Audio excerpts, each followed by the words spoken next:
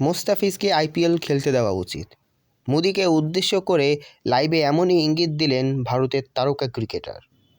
Live অনুষ্ঠানে হঠাৎ করেই উঠে আসে মুস্তাফিজ প্রসঙ্গ।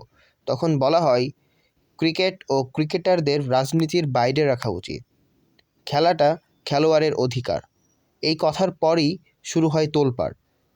নিউজফিড সূত্রে জানা গেছে, ভারতের কয়েকজন সাবেক ক্রিকেটার ও ক্রিকেট বিশ্লেষকও নীরবে এই মতের সঙ্গে একমত।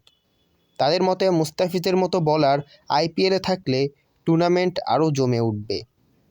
যদি রাজনৈতিক মহল থেকে এখনও কোনো সরাসরি বক্তব্য নেই, তবে ক্রিকেট পাড়ায় স্পষ্ট মুস্তাফিজকে ফিরিয়ে আনার পক্ষে চাপ বাড়ছে।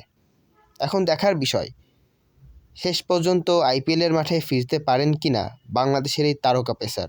তো বন্ধুরা, আপনাদের কি মনে হয়, মুস্তাফিজের কি আইপিএল খেলা উচিত, নাকি একদম আইপিএল বয়কট করে দেওয়া উচিত?